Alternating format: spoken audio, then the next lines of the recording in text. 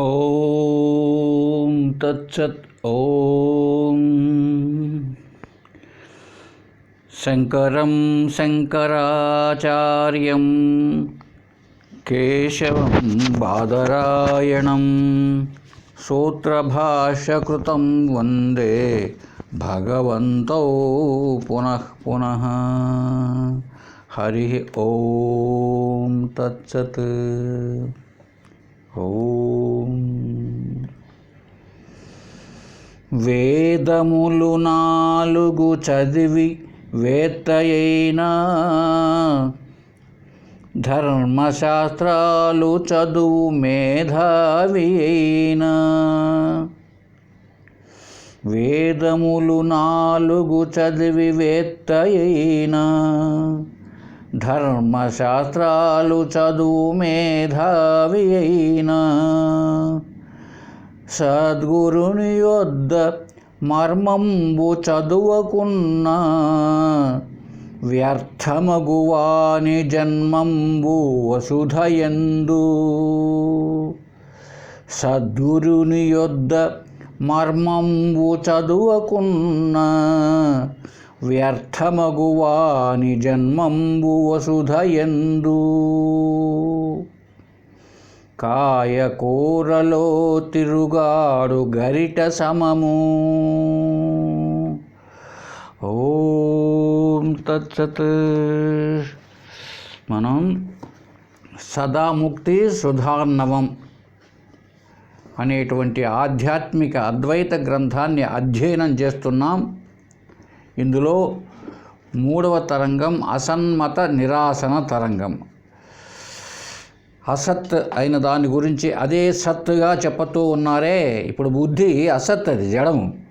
దాన్ని సత్యము ఆత్మ అంటున్నారు కదా, దాన్ని ఖండన చేయడం జరుగుతోంది. నిన్న కొద్దిగా చెప్పుకున్నాం. ఏమని? ఆత్మ సత్చిత్ ఆనందం, అది జ్ఞానం. ఈ బుద్ధి ఎటువంటిది? అది తెలియబడుతూ ఉన్నది. బుద్ధి వృత్తులను కూడా ఆత్మ అనబడే జ్ఞానం తెలుసుకుంటూ ఉన్నది. నా బుద్ధి బాగా ఉన్నది, నా బుద్ధి సక్రమంగా పనిచేయలేదు అని తెలుసుకుంటున్నాం కనుక బుద్ధిని ప్రకాశింపచేయునది ఇంకొకటి ఉన్నది, అది ఆత్మ. కనుక బుద్ధి జడము, బుద్ధి జ్ఞానం కాదు, అది స్వయం ప్రకాశకం కాదు. వాస్తవంగా ఆత్మ అన్నదే అది స్వయం ప్రకాశకం. ఈ విషయాన్ని చెప్పేసి 60వ శ్లోకాన్ని ముగించావు నిన్న. ఇప్పుడు 61వ శ్లోకం. ఏ విధంగా బుద్ధిని ఖండన చేస్తున్నాడో చూద్దాం. నిరసిస్తున్నాడు అన్నమాట. అపంచీకృతభూతస్య కార్యాంతఃకరణస్య హి బుద్ధిర్నిశ్చయ వృత్యేతి పూర్వాచారై ఉచ్యతే. పూర్వాచార్యులు చెప్తున్నారండి 61లో, ఈ 62లో 62వ శ్లోకం. మనోవికల్ప సంకలై చేతి కార్యం యతస్తతః బుద్ధిర్మనోదేహవత్ న సాత్మేతి పరికీర్తిత. అపంచీకృత భూతస్య కార్యాంతకరణస్య. మనం చదువుకున్నాం పంచీకరణము. ఈ పంచభూతాలు ఇప్పుడు మనకు స్థూలంగా కనిపిస్తున్నాయి కదా, ఆకాశం నుంచి భూమి వరకు 5 పంచభూతాలు. ఇవి సృష్టికి ముందు అపంచీకృతముగా ఉండినాయి, స్థూలంగా లేవు, సూక్ష్మంగా తన్మాత్రలుగా మాత్రమే ఉండినాయి. అప్పుడు అవి కాంబినేషన్ చెందాయి, ఒకదాన్నొకటి కలుపుకోవడం. ఈ పంచీకరణం గతంలో వేదాంత బోధలో చాలా బాగా చెప్పుకొని ఉన్నాం. ఒకసారి వెనక్కి వెళ్ళి మీరు అవి కనుక గుర్తు చేసుకుంటే అర్థమవుతుంది. ఈ సృష్టి అంతా ఎలా ఏర్పడింది, బయట ఉన్నటువంటి స్థూల సృష్టి ఎలా ఏర్పడింది, ఈ ఇంద్రియాలు ఎలా వచ్చాయి, ఈ మనసు బుద్ధి కూడా ఎలా వచ్చాయి. సూక్ష్మ శరీరం, స్థూల శరీరం, సూక్ష్మ శరీరం, కారణ శరీరం, ఈ 3 ఎలా ఏర్పడ్డాయో అక్కడ తెలుస్తుంది. దాన్నే పంచీకరణం అంటారు.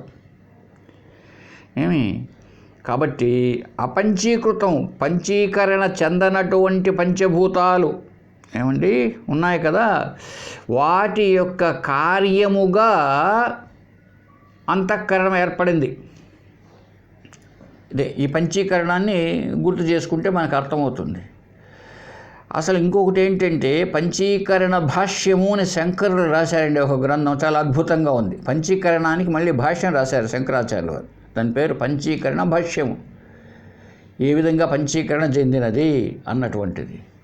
ఈ అధ్యారోప అపవాదంలో సృష్టికి మూలం ఏమున్నది, ఎక్కడి నుంచి వచ్చినాయి, సృష్టి పురా ఏకమేవ అద్వితీయం బ్రహ్మ, అందువల్ల తైత్తిరీయోపనిషత్తు ఏం చెప్తున్నది, అందు నుంచి ఆకాశం వచ్చింది, ఆకాశం నుంచి వాయువు, ఇలా పంచభూతాలు వచ్చాయి అంటున్నాం కదా. అక్కడ స్థూలంగా లేవన్నమాట.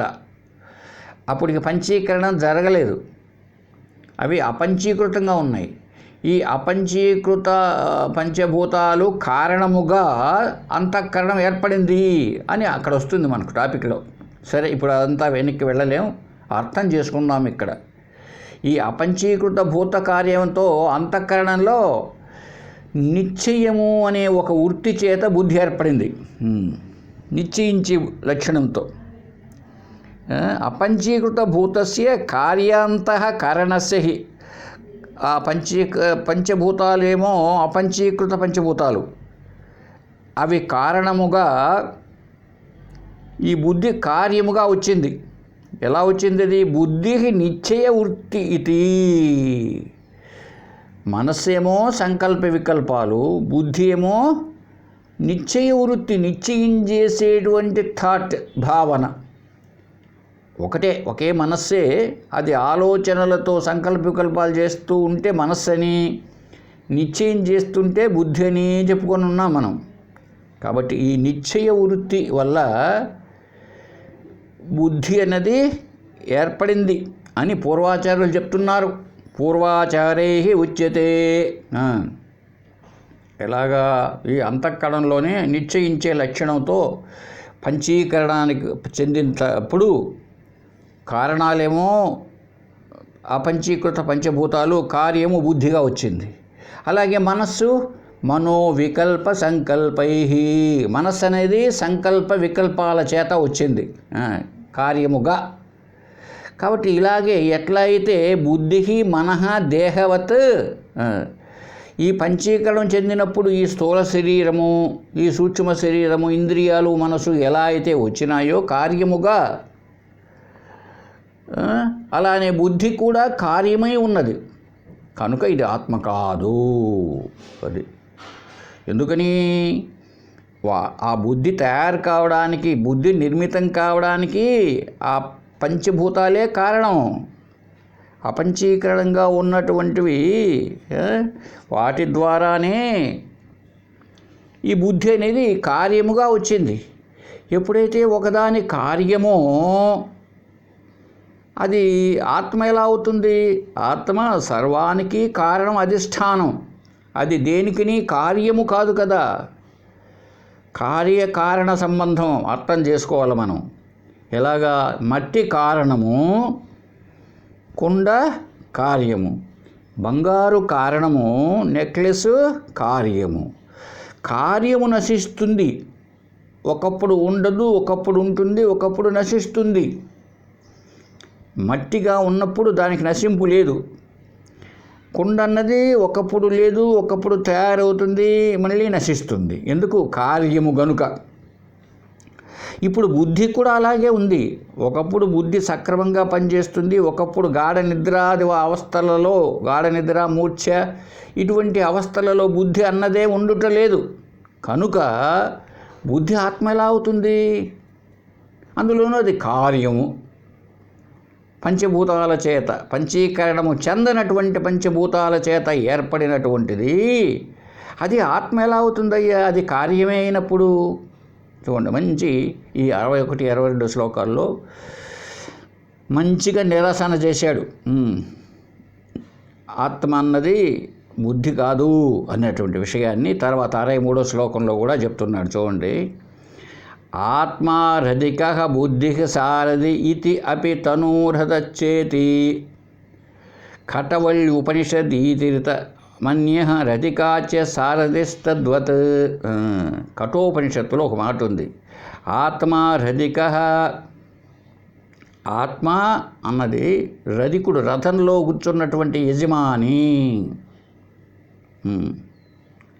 ఆత్మానం రథినం విద్ధి శరీరం రథమేవతు బుద్ధింతు సారథిం విద్ధి మనః ప్రగ్రహమేవచ అన్న మంత్రం ఉంది కఠోపనిషత్తులో. మనః ప్రగ్రహమేవచ, మనస్సు అనేది కళ్యము, బుద్ధి అన్నది ఆ తోలేటువంటి సారథి, ఆత్మ అన్నటువంటిది రథము యొక్క యజమాని. వెనకలు కూర్చొని ఉంటాడే రథంలో, వాడు ఏమి చేయడు, కూర్చొని ఉంటాడు అలాగే. అంటే ఆ రథానికి, ఆ రథం తోలేవాడికి, ఆ గుర్రాలకు అన్నిటికీ అధిపతి వాడే, అన్నిటికి కూడా అలా నడుస్తూ ఉన్నది. ఇది కఠోపనిషత్తులో చాలా గొప్ప అయినటువంటి ఒక మంత్రం. అలాగే శరీరం అన్నది అక్కడ చెప్పాడు కదా కఠోపనిషత్తులో, శరీరం రథమేవతు, ఈ శరీరమేనయ్యా ఒక రథం, పొద్దున లేచినంచి కదిలిపోతున్నది. ఇంద్రియాలంతా ఉన్నాయే, ఇవంతా గుర్రములు 5. ఈ ఇంద్రియాలు గుర్రములు కాబట్టి ఈ ఇంద్రియాలు ఇవి మేత వేస్తూ ఉంటాయి. ఇంద్రియాలు బయటికి కూడా వెళ్ళేవంతా కూడా వాటి విషయాల్లో చరిస్తూ ఉంటాయి. ఇంద్రియాలను కంట్రోల్ చేసేది కళ్యము, గుర్రాలను కంట్రోల్ చేసేది కళ్యం ఎట్లనో ఇంద్రియాలను కంట్రోల్ చేసేది మనస్సు. ఇప్పుడు ఈ మనస్సును, ఈ ఇంద్రియాలను, ఇదంతా నడిపేది, ఈ రథాన్ని నడిపేది ఏమిటి? బుద్ధి. ఎందుకు? బుద్ధితో పాటే అహం ఉంటుంది, జీవభావం, అహంకారం. కాబట్టి ఈ శరీరం అనే రథాన్ని నడిపేది బుద్ధి, అందుకే అది సారథి. అసలు దీనంతటికీ ఎవరు కారణం, ఎవరున్నారు అంటే ఆత్మానం రథినం విద్ధి. ఆత్మను రథంలో ఉన్న యజమానిగా అర్థం చేసుకో బాబు నచికేత అని యమధర్మరాజు చెప్పాడు కఠోపనిషత్తులో. దాన్ని ఇక్కడ కోట్ చేస్తున్నాడు ఈ రచయిత. ఆత్మ రథికుడు, ఆ రథానికి యజమాని, ఓనర్.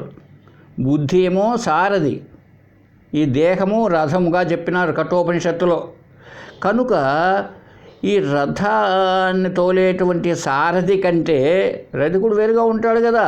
ఇప్పుడు కారును తోలుతున్నాడండి డ్రైవరు, యజమాని వెనకాల సీట్లో కూర్చొని ఉండవచ్చు, వేరుగా ఉన్నాడు. మరి అలాగే ఇక్కడ కూడా ఏంటి, ఈ బుద్ధి అన్నది ఈ శరీరాన్ని నడుపుతూ ఉన్నది, ఈ రథం అనేటువంటి శరీరాన్ని నడుపుతూ ఉన్నది. బుద్ధి ప్లస్ అహంకారం నడుపుతూ ఉన్న జీవభావంతో నిశ్చయిస్తూ.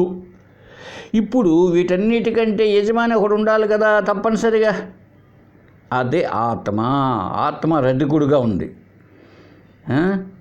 కనుక బుద్ధి కంటే వేరు ఆత్మ, బుద్ధియే ఆత్మ కాదు అన్నటువంటి శృతి ప్రమాణాన్ని కూడా ఇక్కడ చూపించాడు. ఆత్మానం రథినం విద్ధి అని, మనః ప్రగ్రహమేవచ అన్న ఈ మంత్రాన్ని ఇక్కడ ఖండన చేస్తూ, బుద్ధి ఆత్మాని వాడు వాదించాడు కదా, దాన్ని ఖండన చేస్తూ శృతి యుక్తి అనుభవానికి తీసుకురావాలి కదా. కాబట్టి శృతులు ఏం చెప్తున్నాయి అన్న విషయాన్ని చెబుతూ, ఆత్మ అన్నది రథికుడు, వాడెవడో యజమాని, ఓనర్, వాడు కదలకుండా ఉంటాడు. అయితే వాందే ఇదంతా, ఈ కారు ఇదంతా కూడా. కాబట్టి బుద్ధి కంటే ఏమండి, బుద్ధి సారథి కదా, దీనికంటే వేరుగా ఆత్మ ఉన్నది. కనుక బుద్ధి ఆత్మ కాదు అన్న విషయాన్ని ఈ 63వ శ్లోకంలో చెప్పడం జరిగింది. ఇక 64వ శ్లోకంలో ఏం చెప్తాడో చూద్దాం. మందా తీవ్రేతి మే బుద్ధి విషయో అహంకృతేర్నతు విషయో మమకారస్య తస్మాత్ ఆత్మానధి కదా. ఏమంటున్నాడు ప్రతి ఒక్కడు? మందా తీవ్రేతి మే బుద్ధి, మే బుద్ధి, నా యొక్క బుద్ధి ఎట్లా ఉంది? మందంగా ఉంది, అంటే ఇంటలెక్చువల్గా లేదు, తెలివితేటలతో లేదు, బుద్ధి మందంగా ఉంది. లేదా తీవ్రయతి, తీవ్రంగా ఉంది, తీక్షణంగా ఉంది. నా బుద్ధి బాగా కీన్ అబ్జర్వేషన్ చేస్తున్నా కనుక నాకు బుద్ధి బాగా ఉంది, అంటే నాకు తెలివితేటలు బాగా ఉన్నాయి అని ప్రతి ఒక్కడు చెప్తున్నాడు. ఏమని? నా బుద్ధి బాగా తీక్షణంగా ఉంది, నా బుద్ధి సరిగా పనిచేయలేదు అని ఇలాగా. ఇప్పుడు ఏమంటున్నాడు? నా బుద్ధి అంటున్నాడు. ఇప్పుడు బుద్ధి అనేది మమ, నా యొక్క బుద్ధి, నాది ఏమండి మమకారానికి. అంతేగాని బుద్ధి విషయం అహంకృతేర్న, చూడండి, అది అహం కాదు, అది నేను కాదు. ఎందుకు? నా బుద్ధి అని వాడుకలో ప్రతి ఒక్కడు అంటున్నాడు, అనుభవములో నా బుద్ధి అని ఇప్పుడున్నాడు. నేను వేరు కదా బుద్ధి కంటే, బుద్ధి కంటే నేను వేరు. కాబట్టి బుద్ధి ఎలా అవుతుంది ఆత్మ? దానికంటే వేరుగా నేను అనబడేది ఉన్నప్పుడు. ఏమండి, ఇక్కడ ఒక ప్రశ్న పడవచ్చు, మనం వేయచ్చు ప్రశ్న సిద్ధాంతిని. ఏమండి, ఇక్కడ నేను అన్నది అహంకారమేమో, జీవభావమేమో, దాన్ని మీరు ఆత్మని ఎలా అంటారు? బుద్ధి కంటే వేరుగా ఉందేమో ఈ జీవుడు అన్నటువంటిది. కాబట్టి ఆ జీవుడు అంటున్నాడేమో నా బుద్ధి అని. ఏమండి, ఇక్కడికి వచ్చేటప్పటికి మనకి ఈ అనుమానం వస్తుంది, అంతకంటే ఏముంది అబ్బా, ఈ జీవుడే కదా ఉన్నాడు అని. అసలు ఈ జీవుడు అన్నది ఏంటో మనకు అర్థమైతే జీవభావం ఎగిరిపోతుంది కాస్త. అయితే సింపుల్గా చెప్పుకుంటే బుద్ధితో పాటుగానే అహంకారం ఉన్నది. అంతఃకరణ చతుష్టయం 4 కదా, చతుష్టయం అంటే 4. దాన్ని కలిపేసి చెప్పుకున్నప్పుడు మనసుతో పాటే బుద్ధి, బుద్ధితో పాటే అహం భావన, అహం కృతి. అహం అన్నది అక్కడే ఉన్నది, బుద్ధితో పాటే ఉంది. అది వృత్తి, అహం వృత్తి, నేను ఉన్న భావన అంతే. అది ఎక్కడ ఉంది అంటే బుద్ధితో పాటే ఉంది. మరి అటువంటిప్పుడు బుద్ధి కంటే వేరుగా ఏం లేదు అది. ఇక్కడ అలా కాదు. నా బుద్ధి అంటే నేను బుద్ధిని తెలుసుకునేవాడు వేరుగా ఉన్నా. అహంభావన అలా లేదు, బుద్ధితో పాటే ఉన్నది. అందువల్లనే ఈ అహం అన్నది కూడా లేకుండా ఉండే టైం ఒకటి వస్తున్నది మనకు. ఎక్కడ? గాఢ నిద్రలో లేదా మూర్ఛ లాంటి వాటిల్లో. అక్కడ బుద్ధి మాత్రమే కాదు లేకుండా ఉండేది గాఢ నిద్రలో. ఈ అహం, నేను ఫలానా వెంకట సుబ్బరాజును అన్న భావన ఎక్కడుంది గాఢ నిద్రలో? నేనున్న భావన లేదు. అయితే మీరు మళ్ళీ ఒక ప్రశ్న వేయచ్చు మనం. అక్కడ నేను అన్న జీవభావనే కాదండి, నేను అనేటువంటి అహం అనేటువంటి భావన లేకపోయినా జీవభావన. ఇంకొకటి ఏది ఉందండి అనొచ్చు. ఇంకొకటి లేకపోతే మనకు ఆధారం అదే. ఇంకొకటి లేకపోతే నేను హాయిగా నిద్రపోయినాను అన్న అనుభవము ఎవరిది? జీవుడిదే, జీవభావముదే కాదు కదా.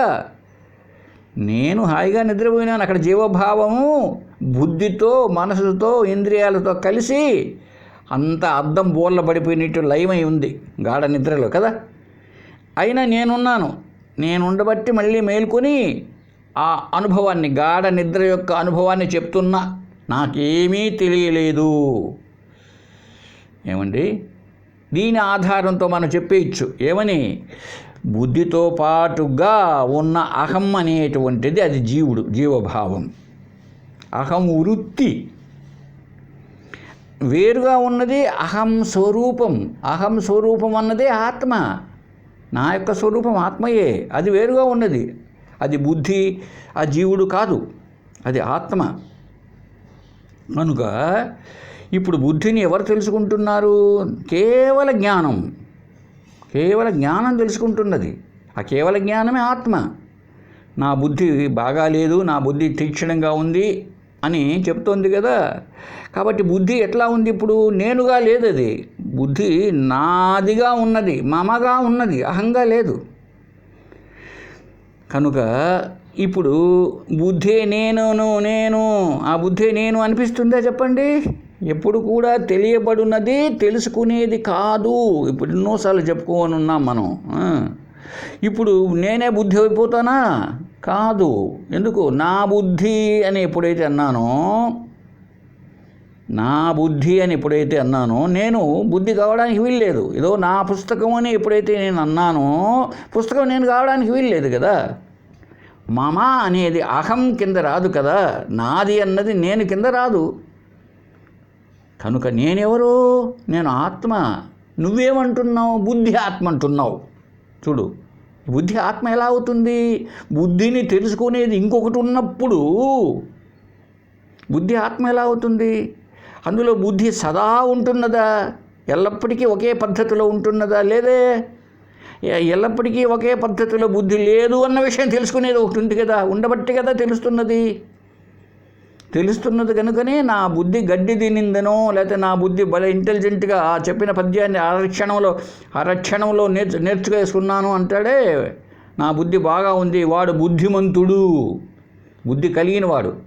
ధనము కలిగినవాడు ధనవంతుడు, ఆరోగ్యము కలిగినవాడు ఆరోగ్యవంతుడు, బుద్ధి బాగా ఉన్నవాడు బుద్ధిమంతుడు. కాబట్టి బుద్ధి వేరే, నేను వేరే. నేనంటే ఏంటి? ఆత్మ. కాబట్టి బుద్ధి అన్నది ఆత్మ కాదు. ఏమండి, గొప్పగా చెప్పాడండి. సరే, ఈ విషయాన్నే కొనసాగిస్తున్నాడు.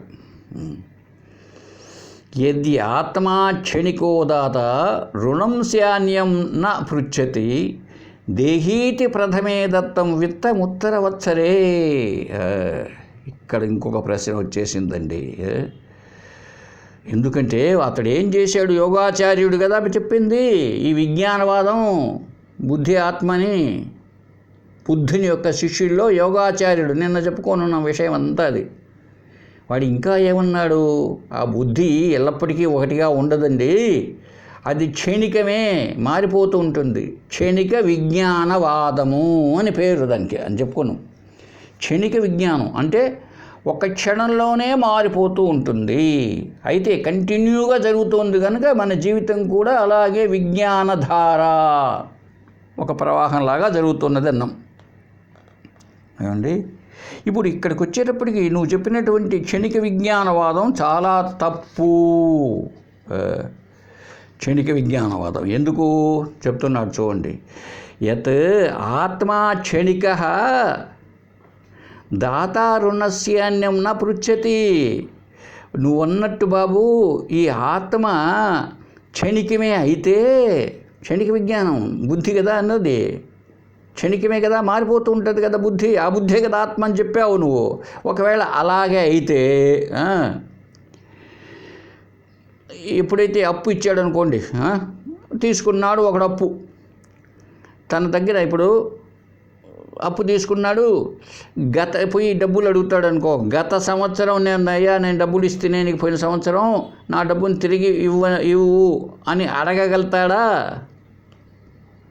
అర్థం కదా, మళ్ళీ చెప్పుకుందాం. నువ్వు అన్నట్టు బుద్ధియే ఆత్మ, అది క్షణికం అని చెప్పావు, క్షణిక విజ్ఞానం అన్నావు, క్షణం ఉండే తెలివన్నావు. ఇప్పుడు ఒకడు ఏం చేశాడంటే, రామయ్య అనేవాడు సోమయ్యకు 1,00,000 రూపాయలు డబ్బు ఇచ్చాడంటే పోయిన సంవత్సరం. ఇచ్చినప్పుడు మాత్రమే ఆ జ్ఞానం, ఆత్మ అంటే అది జ్ఞానం ఉన్నది.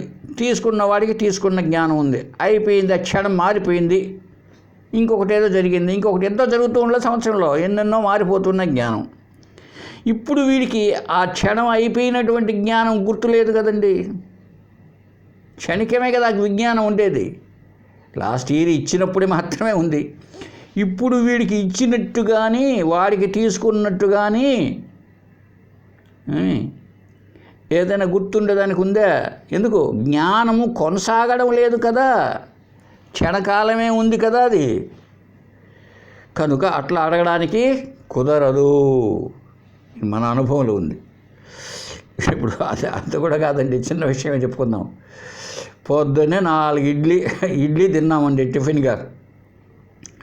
ఒక అర్ధగంట అయిపోయింది, ఏదో పేపర్ చదువుకుంటూ ఉన్నాం. ఇడ్లీ ఎవరు పెట్టారు? అమ్మగారు పెట్టారు. ఇప్పుడు కూతురు వచ్చింది, నాన్న ఇడ్లీ తిందురా అన్నాం అనుకో. నేను ఇడ్లీ తిన్నానమ్మా అనగలుగుతాడా? అనలేడు. మీ అమ్మ పెట్టిందమ్మా ఇడ్లీ అనలేడు. ఎందుకు? వాళ్ళ అమ్మ పెట్టినటువంటి క్షణం ఇప్పుడు లేదు. ఆ క్షణంలో ఇడ్లీ తినేశాడు, వెళ్ళిపోయింది. తర్వాత హాఫ్ అన్ అవర్కో 15 మినిట్స్కో కుమార్తె వచ్చింది, నన్ను టిఫిన్ తిందు అన్నది. నేను ఇప్పుడే పెట్టాను, మా అమ్మ పెట్టిందమ్మా తిన్నాను అనగలుగుతాడా? అనలేడు. ఎందుకు? ఆ క్షణిక విజ్ఞానమే కనుక అది వెళ్ళిపోయింది. ఇప్పుడు గుర్తు ఎలా ఉంటుంది? ఇప్పుడు మళ్ళీ కొత్తది కదా, ఇప్పుడు మళ్ళీ జ్ఞానం కొత్తగా పుడుతోంది, క్షణము పుడుతోంది, మారిపోతోంది, పుడుతోంది. అనగలుగుతాడా? మళ్ళీ ఇడ్లీ తినాలి ఇప్పుడు పోయేవాడు. మళ్ళీ 15 నిమిషాలకు మళ్ళీ భార్య వచ్చిందనుకోండి, మీ దుంప దగ్గర నేనేది ఇడ్లీ నా కోసం ఎత్తి పెట్టుకుంటే ఇవి కూడా తినేసినారా అని తిట్టు తప్ప. కాబట్టి విజ్ఞానం అన్నది క్షణమే అయితే ఎంత డేంజరస్ చూడండి. ఎవరు కూడా అసలు జ్ఞానం ఇక్కడే అద్వైత తత్వానికి చాలా గొప్ప పట్టు ఇదే. ఎందుకంటే చూడండి, బాల్యాది అవస్థలు, బాల్యము వచ్చిందండి మనకు. బాల్యంలో స్కూల్కి వెళ్ళాం, అన్ని క్లాసులు చదివాం, అంతా అయిపోయింది, యవ్వనం వచ్చింది, వెళ్ళిపోయింది, ఇప్పుడు వార్ధక్యంలో పడి ఉన్నాం. ఆ జ్ఞానం అలాగే రాకుండా ఉంటే, క్షణికమే అయ్యే ఉంటే ఏమండి, అదే ఆత్మ అయితే అది పోయింది కదా. బాల్యంలో ఉన్నది ఇప్పుడు నీకు గుర్తు రాకూడదు. థర్డ్ ఫార్మ్ అప్పుడంతా ఫారాలండి, క్లాసుల్లో first form, second form, third form, fourth form, fifth form, SSLC అనేవాళ్ళు మా రోజుల్లో. అప్పుడు థర్డ్ ఫార్మ్లో కృష్ణారావు అనే టీచరు నన్ను మొటిక్కా వేశాడు, తల తిరిగిపోయింది. ఇప్పుడు కూడా జ్ఞాపకం ఉందండి. అంటే దాదాపుగా 58 ఏళ్ళు అవుతూ ఉన్నా, 58 ఏళ్ళ కిందటి విషయం ఇప్పటికీ గుర్తుంది నాకు. అది క్షణిక విజ్ఞానం అయితే ఆ దెబ్బతింటే అయిపోయాయి కదా, గుర్తుండకూడదు. చూడండి, మరి బుద్ధి వరకు ఏమైంది, క్షణము మారిపోతుంది. మరి ఏదో ఒకటి జ్ఞానం కొనసాగుతూ ఉంటే కదండి అవంతా గుర్తుకున్నాయి. బాల్యాదిషు జాగ్రత్తాదిషు అనే ఒక శ్లోకం కూడా ఉంది దక్షిణామూర్తి స్తోత్రంలో. ఈ బాల్యాది అవస్థలో మారుతున్న జాగ్రత్త అవస్థ, స్వప్నావస్థ, సుషుప్తావస్థ, ఈ అవస్థలు మారుతూ ఉన్నా ఏ జ్ఞానమైతే తెంపు లేకుండా కట్ కాకుండా కొనసాగుతున్నదో అది ఆత్మ. ఆ జ్ఞానమే ఆత్మ. అందువల్లనే ఏమండి, అంటే రేపు చనిపోతే గుర్తుండదు కదండి అనొచ్చు. అయితే ఆ జ్ఞానం ఎలా ఉన్నది అంటే ఆత్మ సర్వత్రా అంతటా ఉంది. అయితే ఇప్పుడు ఏమైందంటే నోరు అనే అవయవము, బుద్ధి అనేటువంటి ఒక అవయవము, ఇవన్నీ వచ్చేటప్పటికీ వీటి ద్వారా ప్రసరించబడేటప్పటికీ మనం వాటి ద్వారా చెప్తున్నాం. ఇవన్నీ లేకున్నా అర్థం ఉంటుంది, ఇవన్నీ లేకున్నా కూడా ఆత్మ ఉంటుంది. ఒక సింపుల్ ఉదాహరణ చెప్పుకుందాం. ఇప్పుడు ఒక అద్దం ఉందండి, దాని పాటికి అది ఉంది, దాంట్లో ఏది ప్రతిబింబించడం అంత మాత్రం అద్దం లేదా అక్కడ ఉన్నది. ఇప్పుడు అద్దానికి ఎదురుగా ఏదైతే వస్తుందో దాన్ని ప్రతిబింబిస్తున్నది. అలాగే ఆత్మ అంతటా ఉన్నది. ఉన్న ఆత్మలో ఈ మనసు, బుద్ధి, చిత్తము, ఈ ఇంద్రియాలు ఇవంతా కూడా వచ్చేటప్పటికీ ఇవి కూడా చైతన్యవంతంగా కనపడుతున్నాయి. ఇప్పుడు ఇవి కూడా ప్రతిబింబిస్తున్నాయి. అందువల్ల చెప్పగలుగుతున్నాం. అంతేగాని ఆత్మ చెప్పేది కాదు, దానికే నోరుందా? అది కేవల చైతన్యం, కేవల జ్ఞానం. ఆ జ్ఞానమే ఇంకొక ద్వారా, ఒక ఉపాధి ద్వారా. అందుకే చెప్పింది. ఇప్పుడు విద్యుత్ ఉందండి, విద్యుత్ ఉంది అనడానికి బల్బు ద్వారా వచ్చినప్పుడు అది లైటింగ్ ఇస్తున్నది, కాంతిని. అర్థం చేసుకుందాం బాగా మనం. బల్బు లేదు, తీసేసాము, కరెంటు లేదు అనడానికి లేదు. ఎందుకో పక్క రూమ్లో ఫ్యాన్ తిరుగుతోంది. సపోజ్ ఆ ఫ్యాన్ తిరగడం దాని స్వయం శక్తి కాదు, కరెంటు ద్వారానే. అలాగే సరే, ఆ ఫ్యాన్ కూడా తీసేసాము, ఫ్యాన్ లేదు. ఇప్పుడు కరెంట్ ఉందా లేదా? అదో వాళ్ళ ఇంట్లో టీవీ అరుస్తూ ఉంది, పక్కింట్లో టీవీ అరుస్తోంది. ఇప్పుడు కరెంట్ ఉందా లేదా? ఉంది. ఏమీ లేవు, కరెంటు తన పాటి తాను ఉంటుందండి. ఉంటుందా లేదా చెప్పండి? ఏం ఆన్ చేయలేదు మన ఇంట్లో. ఉంటుందా లేదా తెలియాలంటే పోయి ఆ హోల్లో వేలు పెట్టి చూడాలి, తిప్పి కొడుతుంది, కింద షాక్ కొడుతుంది. ఆత్మ అలాంటిది. ఏదైతే దానిలో ఇంతకుముందు ఒకసారి స్ట్రీట్ లైట్ విషయం చెప్పా మీకు. తన దగ్గరికి వచ్చేటప్పటికి అది వస్తే తన కాంతి తన సర్కమ్స్టెన్సెస్ లోపలికి వచ్చిన దాన్ని ప్రతిబింబిస్తుంది, ప్రకాశింపజేస్తున్నది. లేనప్పుడు తన పాటికి తాను ఉన్నది. అది ఆత్మ చైతన్యం. కనుక ఇక్కడ ఏం చెప్పబడుతుందంటే, ఈ అనుభవం, గతం యొక్క అనుభవము మనకు ఉంటూ ఉంది. గతం యొక్క అనుభవం ఉంది. గతానుభవం లేకుండా ఎవరికీ లేదు. ప్రతి ఒక్కదానికి గతానుభవం ఉంది. చీమ దగ్గర నుంచి, దోమ దగ్గర నుంచి. ఆ దోమకి గతంలో ఈ మనిషి యొక్క రక్తాన్ని తాగితే నాకు పొట్ట నిండుతుందని తెలిసి కదండి వచ్చి కాటు వేస్తుంది. కాబట్టి గతానుభవం లేకుండా ఏది ఉండదు. అంటే అదేంటి అది? ఆ అనుభవం అంటే జ్ఞానమే. జ్ఞానం అంటే ఆత్మే. కాబట్టి సర్వత్రా ఆత్మ చైతన్యం ఉన్నది. అది కొనసాగుతున్నది. బుద్ధిలాగా మార్పులు చెందేది కాదు. వాడేమన్నాడు యోగాచార్యుడు, ఇది క్షణిక విజ్ఞానవాదం, క్షణమే ఉంటపోతోంది. దాన్ని మనం అంగీకరిస్తే ఎంత డేంజరస్ చూడండి, ఎంతగా వాడు వాదించాడో. చాలా తప్పు వాదన కదా అది. అలా అయితే జీవితం కానీ ఏది కానీ ఉండడానికే లేదు. ఒకసారి ఇట్లా చూశాడు, ఇక్కడ చూస్తానే కుక్క కనిపించింది. మళ్ళీ ఇటు చూశాడు, దున్నపోతు కనిపించింది. ఈ దున్నపోతును చూసినప్పటికీ కుక్క అన్నటువంటి ముందు చూసిన దృష్టిలో కలిగిన జ్ఞానం పోయిందంట. ఇప్పుడు దున్నపోతు అనే జ్ఞానం కలిగిందంట. అది కదా వాడు చెప్పేది. అంటే అది పోయింది, ఇది కొత్తగా వచ్చింది. ఇప్పుడు అక్కడ కుక్క బోవో అన్నది దున్నపోతుని చూసిన తర్వాత ఇంక గుర్తుకు ఎట్లా వస్తుంది? రాదు. ఓ ఇడ్లీ తిన్నాడు, చట్నీ అనేది గుర్తుకు ఎలా వస్తుంది? ముందు చట్నీ అద్దుకొని ఉంటే. కాబట్టి జ్ఞానం లేదా ఆత్మ అది సర్వత్రా సర్వదా ఉన్నది. అందుకే దాన్ని ఏమన్నారు? సత్ అన్నారు. జ్ఞానం కనుక చిత్ అన్నాం. సత్ చిత్తులే ఆత్మ. వీడు చెప్పేటువంటి బుద్ధి ఇది జ్ఞానం కావచ్చు, ప్రజ్ఞానం మాత్రం కాదు. అయినప్పుడు అది ఇంకొక దానిపైన ఆధారపడి ఉన్నది. అందువల్లనే శాస్త్రం ఏం చెప్తున్నదంటే, ఈ బుద్ధి యందు ప్రతిబింబించినటువంటి ఆత్మ చైతన్యమే జీవుడు అన్నదండి. బుద్ధిలో ప్రతిబింబించింది. అప్పుడు ప్రతిబింబించేటప్పటికీ వాడు అహం జీవ, నేను జీవుణ్ణి అంటోంది. అది వాస్తవానికి ఆ ప్రతిబింబము కూడా బింబమే. అద్దంలో కనిపించిన ముఖం ఎవరిది? నాదే. అయితే అది సత్యం కాదు. అద్దము ద్వారా తెలియబడుతోంది కనుక సత్యం కాదు. నేను అసలైన బింబాన్ని సత్యం. ఇది ఆత్మ లక్షణం. సరే, ఆ విషయం వద్దు, తర్వాత చూద్దాం. కాబట్టి ఇప్పుడు ఏమవుతుంది? గతంలో జరిగినటువంటిది మనకు జ్ఞాపకం ఉంటున్నది. స్మృతి, స్ఫురణ. ఆ స్ఫురణయే ఆత్మ. అంతేకాకుండా ఈ బుద్ధి చేసే పొరపాట్లకు కూడా ఆత్మ సాక్షిగానే ఉంది. బుద్ధి ఏదైనా సరిగా నిశ్చయం చేయలేదనుకోండి, సాక్షిగా తెలుసుకుంటుంది కదా ఇది ఆత్మ. కాబట్టి బుద్ధి తెలియబడినదే, అంతేగాని అది ఆత్మ కావడానికి వీలు లేదు. ఇంకా చెప్తున్నాడు 66వ శ్లోకంలో, ద్వితీయ క్షణికే చ అస్తి ప్రథమక్షణ భుక్తతః భుక్తాతేహం వక్తి తృప్త ఇత్యాత్మక్షణికో నహి. ఆ పై శ్లోకాన్ని 65వ శ్లోకాన్నే చెప్తున్నాడు, ఇక్కడ కొనసాగిస్తున్నాడు.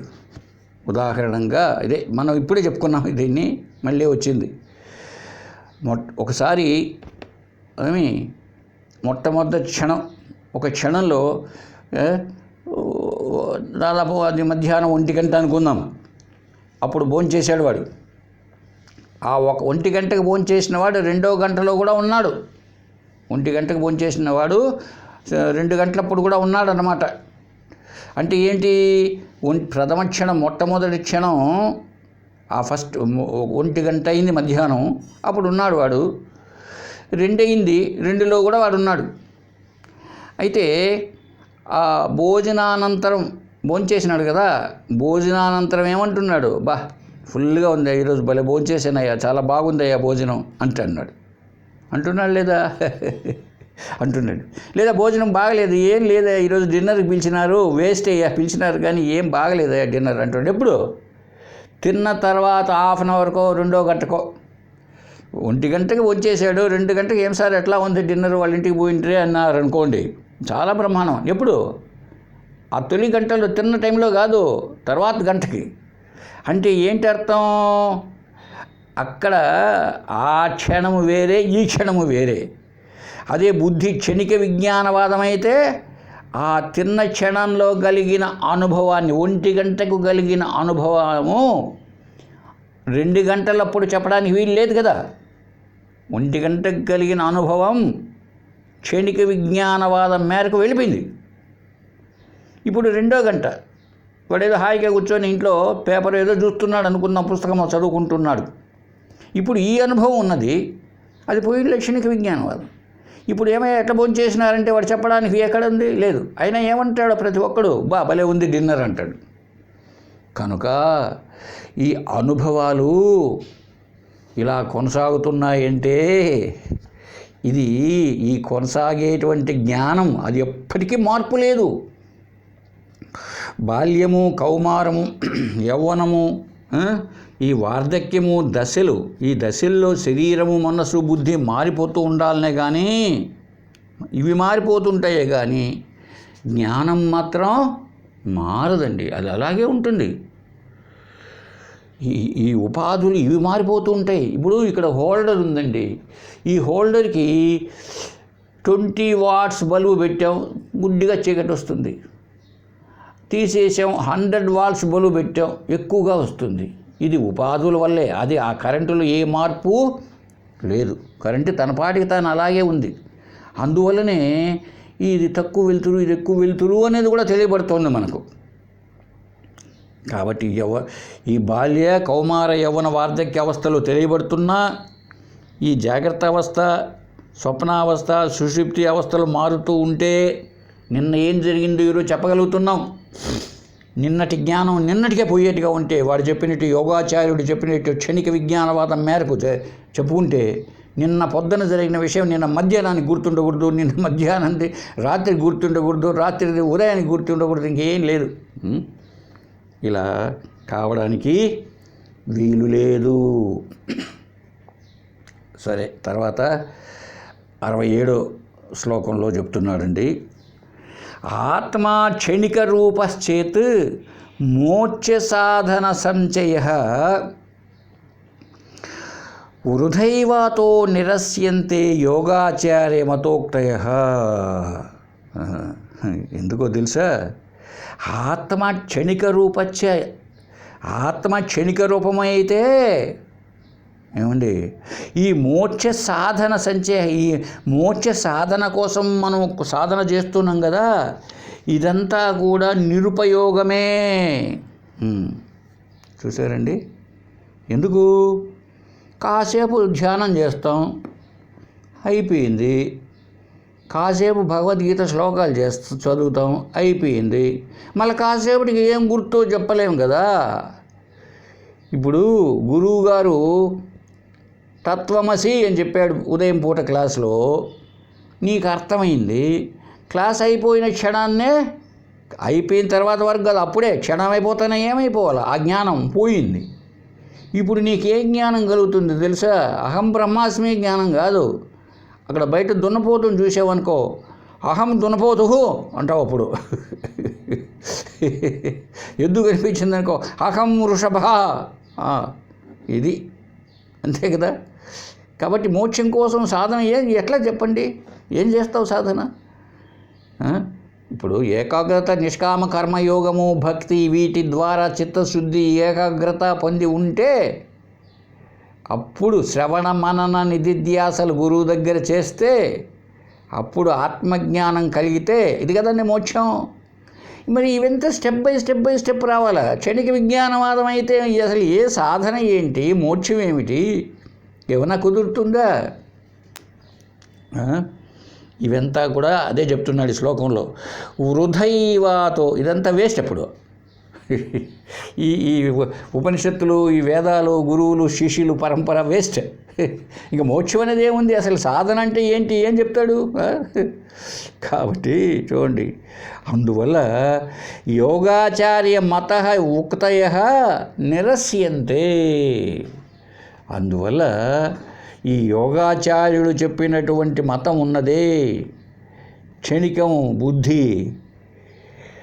కాబట్టి బుద్ధే క్షణికమైనటువంటి బుద్ధియే, క్షణిక విజ్ఞానమే ఆత్మ అన్న వాదన ఉన్నదే, అది నిరసించాలి, నిరాకరించాలి. తప్పు. ఏమిటి అది? చాలా పొరపాటు. ఎందుకు? జీవితమే కొనసాగుతోంది. ప్రతి ఒక్కటి కూడా అది ఆత్మ చైతన్యం అన్నది సర్వత్రా ఉంటూ ఉంది. అంతేగాని క్షణము మారితే అది అలా ఉండేదానికి వీలు లేదు. ఏమండి? అంతేకాదు చెప్తున్నాను చూడండి. ఇంకా శృతులు ఏం చెప్తున్నాయి? భగవద్గీతలో 3వ అధ్యాయంలో ఎక్కడో చివరి శ్లోకంలో వస్తుందండి, గుర్తులేదు నాకు. బుద్ధేహి ఆత్మా మహాన్ పరః. ఒక్కొక్కటి చెప్తా వస్తాడనమాట. ఇంద్రియాల కంటే మనసు గొప్పది, మనసు కంటే బుద్ధి గొప్పది. 3వ అధ్యాయంలో ఉంది. ఎక్కడ ఉంది భగవద్గీత? నాకు మర్చిపోయాను ఆ శ్లోకం. 3వ అధ్యాయంలో చివరిలో ఎక్కడో వస్తుంది, మీరు వినేవాళ్ళు వెతకండి. బుద్ధేహి ఆత్మా మహాన్ పరః. ఒక్కొక్కటి చెప్తూ బుద్ధి కంటే ఆత్మ మహాన్, బుద్ధి కంటే ఆత్మ గొప్పది అని భగవద్గీతలో వస్తుంది. బుద్ధి కంటే అంటే ఏంటి అర్థం? బుద్ధి వరకే స్టాప్ అయిపోలే. గతంలో చెప్పుకున్నట్టుమే మన వాళ్ళు ఒక్కొక్కటి ఇదే గొప్పది, ఇంతే. వాడు వేసి ఫస్ట్లో ఏం చేశాడు? చార్వాకుడు నాస్తిక మతంలో కనపడుతోందయ్యా ఇదే సత్యం అంటాడు వాడు. కనపడేది ఏది? స్థూల శరీరం, ఇదే ఇదే లాస్ట్కి, అంతే వాడు. అలా కాదంటాడు ఇంకొకడు. స్థూల శరీరం ఎలా అవుతుంది? స్థూల శరీరంలో ఇంద్రియాలు ఉన్నాయి కదా, ఇది గొప్పదంటాడు. కాదు కాదు, ప్రాణం గొప్పది కదా, ప్రాణం పోతే శవం అయిపోతుంది కదా, అదే గొప్పది, అదే ఆత్మ. కాదు కాదు, ఆలోచించేది ఎంత పెట్టేది అంత మనసు కదా, అది గొప్పదంటాడు ఒకడు. మనసు కాదు, అసలు మనసుకు నిశ్చయించేది లేకపోతే మనసు ఏంటి? కాబట్టి మనసు కంటే బుద్ధి గొప్పది అంటాడు. ఈ బుద్ధి కూడా క్షణం మారుతుంది అంటాడు. అయితే మనకు శాస్త్రం ఏం చెప్తున్నది? బుద్ధేహి ఆత్మ మహాన్ పరః. బుద్ధి కంటే ఆత్మ పరమైనది, అది పరమమైనది, అందుకే అది పరబ్రహ్మ, గొప్పది. అదే అది ఏదైతే ఉంటే ఈ బుద్ధి, మనసు, ఈ ఇంద్రియాలు, ఈ స్థూల శరీరము, ఈ ప్రపంచం జరుగుతూ ఉన్నదో అది. అంతేగాని బుద్ధితో పాటు జీవుడు కాదు, బుద్ధే జీవుడు, బుద్ధితో పాటే ఉంటాడు జీవుడు కూడా. జీవుడు వేరే, బుద్ధి వేరే కాదు. అది అహం వృత్తి, నేననే భావన, అది బుద్ధితో పాటే ఉంటుంది. ఆత్మ అన్నది నేననే భావన కాదు, అహం స్వరూప, మన స్వరూపం అది అహం అనేది. అందుకే అహం బ్రహ్మాస్మి, నేను బ్రహ్మను. ఏమండి? చాలామంది అనుకుంటూ ఉంటారు, నేను ఎలా అవుతాను బ్రహ్మను, నేను జీవుణ్ణి కదా. జీవుణ్ణి కాదయ్యా బాబు చెప్పేది. ఈ జీవుడు అనేటువంటి భావన, ఈ బుద్ధి, ఈ మనసు, ఈ ఇంద్రియాలు, ఈ స్థూల శరీరం, ఈ సృష్టి, ఈ దేవుళ్ళు అన్నింటికీ ఏదైతే అధిష్టానమో, ఏదైతే మహాన్ పరః ఏదైతే ఉన్నదో అది, దానికి నిర్గుణం. అది ఏ గుణాలు లేవు, అంతటా వ్యాపించి ఉన్నది. ఏ గుణాలు లేవు అని అంటూ చెప్తున్నాం, ఊరికి అర్థం కావడానికి మాత్రమే సత్ చిత్ ఆనంద అని. అంతేగాని ఆ గుణాలు కూడా చెప్పడానికి వీలు లేదు ఆత్మకు, బ్రహ్మకు. నిర్గుణుడు, ఏమని చెప్పడానికి లేదు. అయినా కూడా మనం సత్ చిత్ ఆనందం అంటున్నాం అర్థం కావడం కోసం. అందువల్లనే ఉపనిషత్తు కూడా ఏం చెప్తున్నది? సా కాష్ట సా పరాగతి. ఆత్మ వరకు వచ్చి, ఏమండి, సా కాష్ట సా పరాగతి, ఇక ఇంతకంటే ఆత్మ కంటే చివరిది ఇంకేది లేదు. మిగిలిన వాటన్నిటికీ ఒకదానిపైన ఒకటి ఉన్నాయి కదా. ఇప్పుడు చెప్పుకుంటూ వస్తే మనం ఈ ప్రపంచం ఉంది, సృష్టి అంతా ఉంది. సృష్టి ఉంది అని ఎవరు అంటున్నారు? నేను అనబడే జీవుడు, అంటే ఈ స్థూల శరీరంతో అంటున్నా. కాబట్టి నేను అనకపోతే ఈ సృష్టి లేదు, కాబట్టి నేను పెద్ద, నేను గొప్ప. ఈ స్థూల శరీరంలో ఇంద్రియాలు గొప్ప. ఇంద్రియాలు దేని చేత నడపబడుతున్నాయి? మనసు చేత. కాబట్టి మనసు గొప్ప. మనసు కంటే ఏది గొప్ప? బుద్ధి. బుద్ధి కంటే, బుద్ధిని కూడా తెలుసుకునేది ఏదో అదేది ఆత్మ. ఇంకా అదే చివరిది, ఇంక లేదు. అదే జ్ఞానం. అది ఎట్లా ఉంది? ప్రజ్ఞానం, సర్వజ్ఞ, అంతా తెలుసుకునేది. ఇక దాన్ని మళ్ళీ తెలుసుకునేది ఒకటి ఉంది అన్నావు అనుకో, అప్పుడు ఏమవుతుంది? అనవస్థా దోషం. దాన్ని తెలుసుకునేది ఇంకొకటి, దాన్ని తెలుసుకునేది ఇంకొకటి, దాన్ని తెలుసుకునేది ఇంకొకటి, అలా ఉండదు. ఇంక అయిపోయింది, అక్కడికి లేదు. దాన్ని ఆత్మ అన్నారు. అది ఎటువంటిది? అది ఇంతకంటే చివరిది మరేమీ లేదు. ఆత్మ కంటే చివరగా ఇక ఏది లేదు. కాబట్టి అటువంటి ఆత్మస్వరూపంలో బుద్ధి విషయము చెప్పడానికి లేదు. అందువల్ల ఏం చేయాలి? కైవల్య ఉపనిషత్తు చెప్తోంది, జాగ్రత్త స్వప్న సుషుప్త్యాది ప్రపంచం యత్ ప్రకాశయేత్ తద్ బ్రహ్మ అహం ఇది జ్ఞాత్వా సర్వబంధై ప్రముచ్యతే. ఈ జాగ్రత్త స్వప్న సుషుప్తి అవస్థలు వస్తున్నాయి కదండి. రోజు మనకు 3 అవస్థల్లో ఉన్నాం. మెలకువ, కళ, గాఢ నిద్ర, 3. ఈ 3లో ఒక్కొక్క ప్రపంచం కనపడుతున్నది మనకు. జాగ్రత్త ప్రపంచం జాగ్రత్తలో కనపడుతున్నది, మెలకువలో స్థూలముగా.